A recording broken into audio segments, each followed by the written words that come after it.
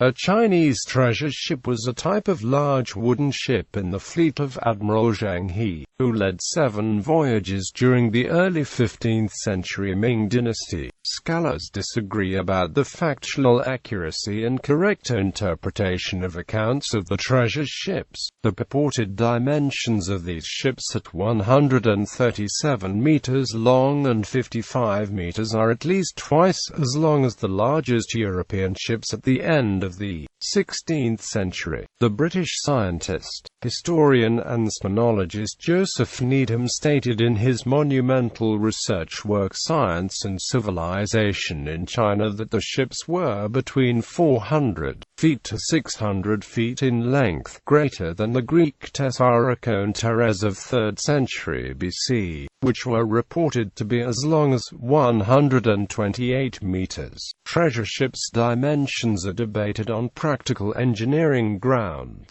with some suggesting they were as short as 61 to 76 meters, or that they could only have been used on special occasions in the relative safety of the lower Yangtze River. Although a claimed treasure ship rudder has been unearthed in Nanjing, its size is no larger than rudders known to have been used in sub-60 meters Jiangsu trading ships of the 1930s. Accounts. The modern understanding of the ships derives from empirical and theoretical knowledge of the technical limitations of wooden sailing ships, historical Chinese records and accounts from European travelers who visited China around this time. There is debate amongst scholars about how these records should be interpreted. Some accounts suggest that treasure ships may have first appeared as early as the Song dynasty. The modern analysis of the shape and structure of these ships is based on the contemporary Tunfeijing and the Wubeig. If the accounts can be taken as factual, Zheng He's treasure ships were enormous,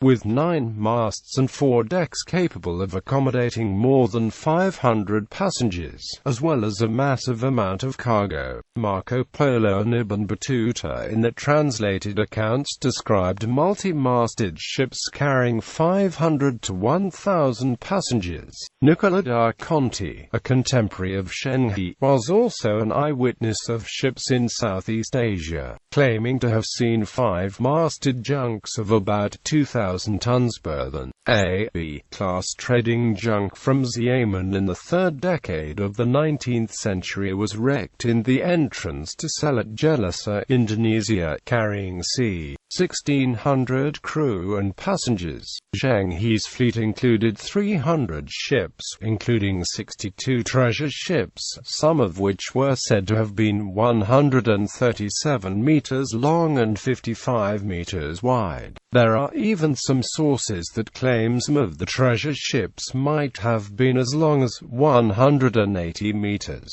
On the ships, there were more than 2,800 people, including navigators, explorers, sailors, doctors, workers, and soldiers. Chinese records assert that Zheng He's fleet traveled extensively, sailing as far as East Africa. Description. The treasure ships were recorded to have a size of 44 zhang, 4 kai, i.e., 444 kai. This was no coincidence.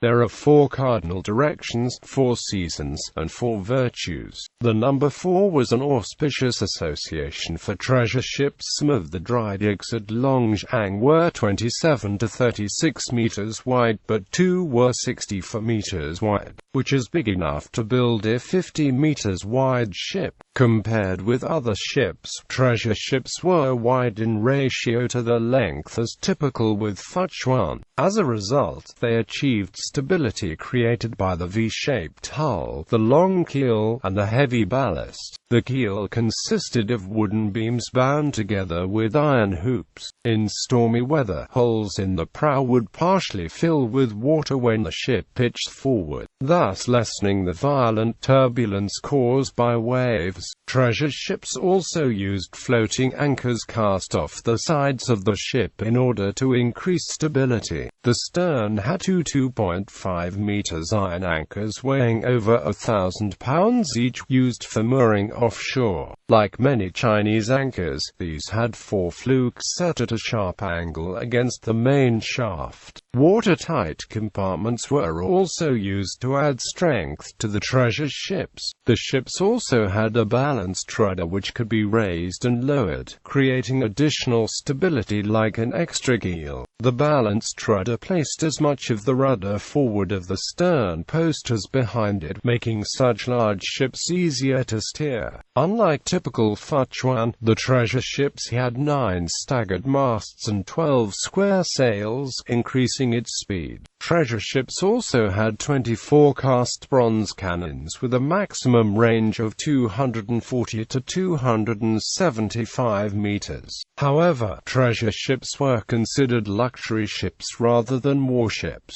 As such, they lacked the factual's raised platforms or extended planks used for battle. Criticism. Some scholars argue that it is highly unlikely that Zheng He's ship was 140 meters in length, some estimating that it was 110 to 124 meters long and 49 to 51 meters wide instead, while others put them as 61 to 76 meters in length. Since in later historical periods ships approaching the extreme sizes claimed for the treasure ships were unwieldy and visibly undulated with the waves, even with steel braces. One explanation for the alleged size of these colossal ships was that the largest 44 Zhang treasure ships were merely for a display of imperial power by the emperor and imperial bureaucrats on the Yangtze River when on court business, including when reviewing Zheng He's actual expedition fleet. The Yangtze River, with its calmer waters, may have been navigable for such large but unseaworthy ships. Zheng He would not have had the privilege in rank to command the largest of these ships. The largest ships of Zheng He's fleet were the 6-masted 2,000 liao ships. This would give burthen of 500 tons and a displacement tonnage of about 800 tons.